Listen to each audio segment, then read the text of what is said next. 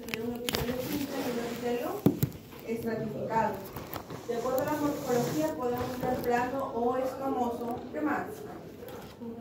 Cúbico o cilíndrico columnar. Vamos a decir que el epitelio respiratorio es un epitelio denominado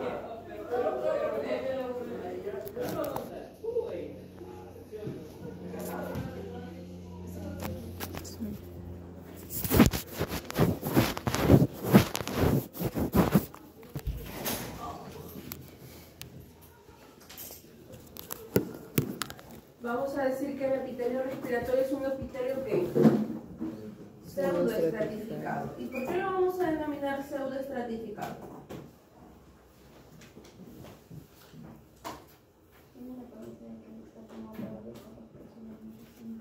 Tiene la apariencia de que tiene varios estratos, sin embargo es simplemente de manera visual, pero realmente todas las células con sus diferentes características, pues cada una de ellas pueden ser de diferente forma, todas tocan el estrato, muy bien, el estrato basal. ¿Qué vamos a tener? Hay que recordar, entonces, si vamos a recordar algunas características, por ejemplo, el epitelio respiratorio es un epitelio pseudoestratificado. Vamos a tener un urotelio. ¿Dónde va a estar este urotelio? En vejiga. Recordemos que el epitelio simple plano que va a recubrir los vasos se va a llamar endotelio, y vamos a tener otro tipo de epitelio simple plano que va a recubrir las serosas como pleura, pericardio, peritoneo, y a este le vamos a denominar mesotelio. Recuerden que el sistema respiratorio está integrado ¿por qué? Por un sistema de tubos que conecta los pulmones con el medio externo. Entonces, sus características son principalmente conducción de aire, filtración de aire e intercambio gaseoso. Ahora, vamos a hablar que el sistema respiratorio va a tener dos partes, ¿verdad? Una parte conductora y otra parte respiratoria, no se olviden. Cuando hablamos de una parte conductora vamos a tener las siguientes estructuras: la cavidad nasal, boca, nasofaringe, laringe, tráquea, bronquios respiratorios secundarios o también denominados lobulares. ¿Qué más? Denominados bronquiolos y bronquiolos terminales. Ahora, vamos a tener una parte respiratoria, salud. Va a estar conformado por bronquiolos respiratorios, conductos alveolares y alveolos. Entonces, ya que hemos recordado esto, entramos, ¿sí?, por cavidad nasal. Antes de eso, no quiero que se vayan a asustar porque creo que esta presentación tiene como aproximadamente 60 diapositivas. Recuerden, o si han podido revisar las diapositivas, muchas de ellas son teóricas. Ya, entonces no se vayan a asustar. Trato de poder sintetizarlo para que pueda ser un poco más sencillo para ustedes en la semana 8. Entonces, vamos a ver que en cavidad nasal se van a distinguir, básicamente vamos a dividirlo así en tres regiones de la cavidad nasal: un vestíbulo, que es la porción anterior, y dos porciones posteriores, que es el área respiratoria y el área olfatoria. Miren, aquí vamos a tener el famoso epitelio pseudoestratificado, cilíndrico, ciliado, de la mucosa de la nariz, con provenientes células ciliadas. Vamos a presentar o vamos a notar la presencia de las células caliciformes, bastante característica de estas células caliciformes, de estos epitelios pseudoestratificados o de revestimiento. ¿Ya? ¿Dónde vamos a encontrar? ¿Dónde más vamos a poder ubicar estas células caliciformes? En digestivo también. ¿Ya? Esta presenta su citoplasma claro. Vamos a presentar células basales, que son las de las flechas, y están sobre esa lámina delgada basal. Entonces, este es un corte longitudinal, no se olviden de los cortes longitudinal del epitelio de la nariz. Ya saben que es un epitelio pseudoestratificado. Entonces, habíamos hablado sobre las células caliciformes. ¿Por qué son importantes estas células caliciformes? Muy bien, secretan un moco que contiene ¿qué? Mucina, ¿verdad? Mucina. Ahora déjenme sentar bien.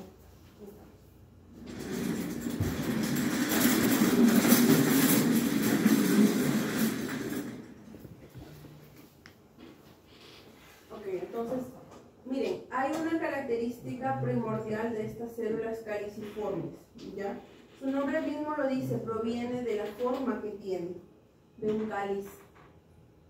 Antes de esto, aquí podemos ubicar a esta célula caliciforme. Solo que de lejos no veo bien.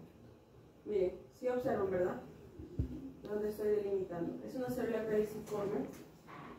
La literatura nos dice que esta célula caliciforme está denominada de esa manera por su forma, de un cáliz vacío, cuando obviamente el moco que se produce en la zona apical, o sea en la zona superior, en esta zona se va a producir el moco que contiene mucina. Este moco va a salir, ¿verdad?, hacia el lumen o hacia la superficie. ¿Qué va a pasar? Va a tener esa apariencia de un cáliz vacío. La literatura nos menciona que estas células caliciformes también tienen su núcleo en la parte basal. No se olviden, es la característica principal de esta célula. Vamos a observar la lámina propia con glándulas seromucosas nasales con sus conductos. Recuerden que la mucosa olfatoria es un pseudoestratificado y vamos a poder observar a través de esa imagen cómo está más o menos su disposición. Recordemos que todo epitelio va a estar descansando sobre una membrana basal. Vamos a tener las células basales. Esta característica de las células basales es que son pequeñas y que estas son las que dan apariencia de estratos, pues no, porque pareciera que fueron la primera hilera de células después de la membrana basal. Vamos a tener una célula de soporte o una célula también denominada como de sostén y una célula olfatoria. Ambas son alargadas. Lo que da la característica aquí para que ustedes puedan reconocerla es el núcleo, ¿ya? Ambas tienen cilios o estereocilios. Tenemos células olfatorias de sostén y basales en un epitelio olfatorio, no se olviden. Entonces, si les viene en el examen, no se vayan a confundir y no se vayan a olvidar. Vamos a tener en la parte inferior una célula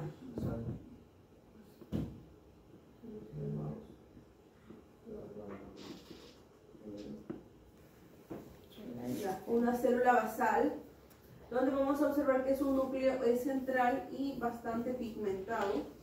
Vamos a encontrar una célula olfatoria, miren, esta sería la célula olfatoria, y su núcleo es un poco más prominente, alargado, toma la forma de su célula. A diferencia de la célula de sostén, que miren su núcleo, también es otra célula alargada, pero su núcleo es redondo. ¿Ya? La célula de sostén presenta un núcleo redondo y la célula olfatoria un núcleo alargado. Ahora, ambos núcleos son un poco apigmentados, no son tan llamativos como el núcleo de la célula basal, pero pueden diferenciar a través del núcleo, ¿sí? La olfatoria y la de sostén. ¿Queda claro? Y ambos contienen o presentan sus cilios, pues no, que estos son los encargados del surfactante.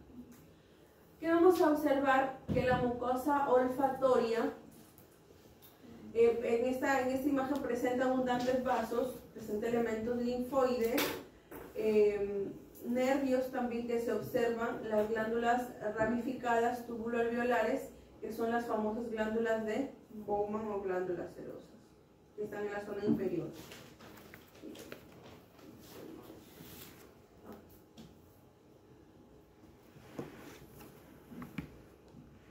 Sí observan, ¿no? De Bowman, las glándulas de Bowman. Cuando hablamos de laringe, recordemos que es un tubo de forma irregular que une la faringe con la tráquea. ¿Y aproximadamente cuánto mide? 4, ¿hasta cuánto máximo? Hasta 7 en algunos libros nos dice, con un diámetro de 4 centímetros. Recordemos que la laringe presenta un epitelio respiratorio, presenta glándulas seromucosas, cartílago y hialino. También encontramos un músculo estriado que corresponde a los músculos intrínsecos de la laringe, y aquí pues no va a existir una submucosa bien definida, ¿sí? Miren, esta es una sección frontal de la laringe, pero para que no se olviden, si es que les viene en el examen, ustedes van a ubicar las siguientes zonas. En esta zona central se va a denominar la zona ventricular o ventrículo. En la zona superior, el vestíbulo. En la zona inferior, ¿cómo se va a denominar la cavidad? Infraglótico. Cavidad.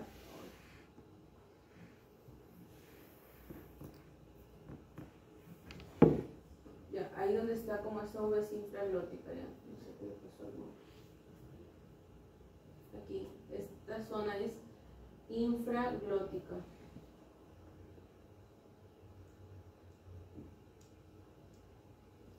Infraglótica. Entonces, si ya hemos reconocido estas tres zonas, y esta es el ventrículo en esta zona central, ¿qué sería este? Un pliegue, los pliegues ventriculares. Pliegues ventriculares. Por la zona superior que vamos a encontrar unas glándulas seromucosas, esta zona superior. Por la zona inferior vamos a encontrar el músculo vocal. Y por esta zona vamos a encontrar ¿qué? Ligamento. ¿El ligamento? Es el pliegue vocal. Ya. Principalmente en esta imagen observamos eso. Cuando hablamos de tráquea, ¿qué podemos decir de tráquea? Que es que un tubo de aproximadamente 12 centímetros de largo por 2 centímetros de diámetro está revestido internamente por un epitelio también respiratorio. Tiene de 15 a 20 cartílagos hialinos en forma de herradura. Entonces, hasta aproximadamente ¿cuánto dice la literatura que es de máximo largo? 15, muy bien. Y en algunos libros nos dice que hasta 17, imagínense. Pero eso obviamente es de acuerdo a la raza, a la etnia, ¿no? Nosotros que somos pequeñitos, pues imagínense, no vamos a tener una tráquea tan larga. Recuerden que esta tráquea todavía forma parte del sistema o de la parte de conducción. Esta baja y presenta una bifurcación, dando paso a ¿qué? A los bronquios principales. Entonces, hablar de tráquea es hablar de ¿qué?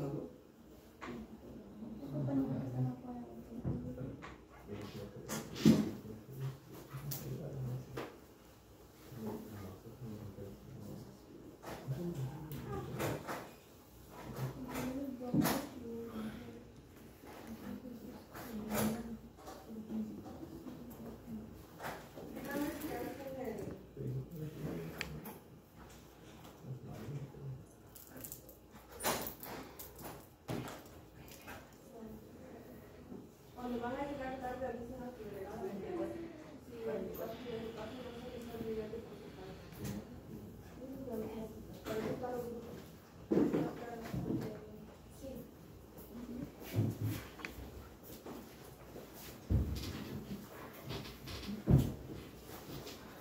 Ya por ahí a una silla.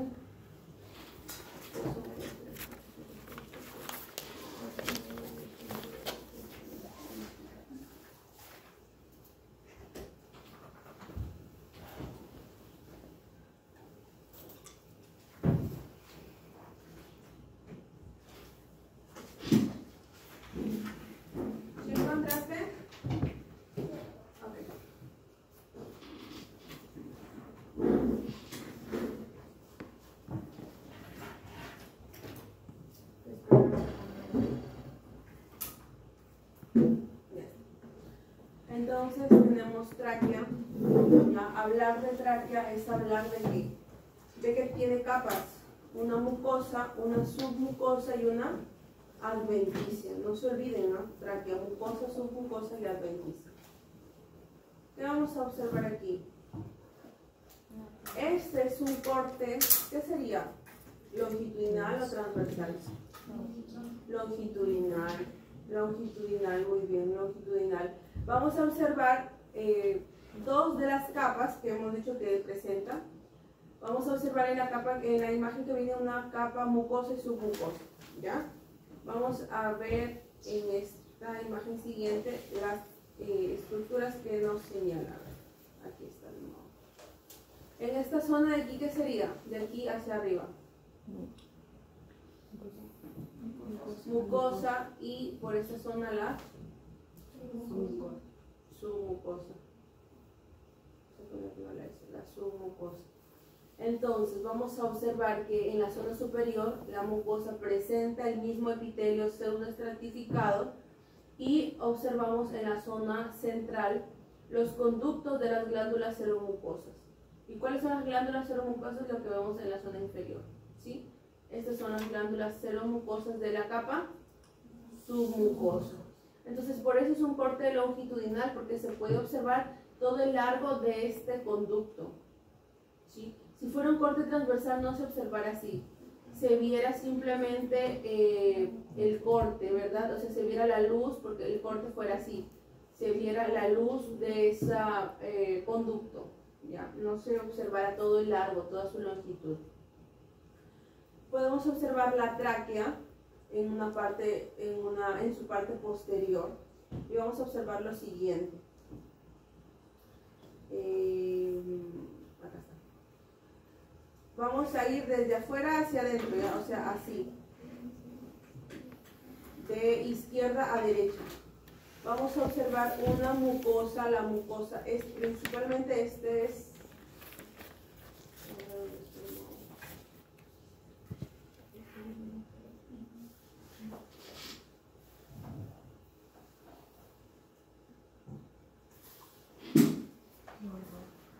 ahí vamos a enseñar aquí.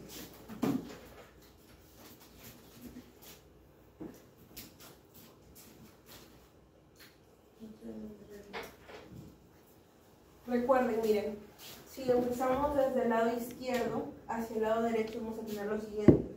La disposición va a estar así, miren, acá está. La mucosa, todo esto sería la mucosa que tiene un epitelio. Luego vamos a observar la siguiente capa, la submucosa. Va a bajar. Y por esta zona vamos a encontrar que habían en la submucosa las glándulas seromucosas de la submucosa. Si estamos en la parte posterior de tráquea, ¿qué vamos a observar? Músculo, pues, porque recuerden que tráquea no es una estructura circular, son anillos, o sea, como en anillos en herradura, en forma de herradura. Y en la parte posterior, ¿a través de qué se unen?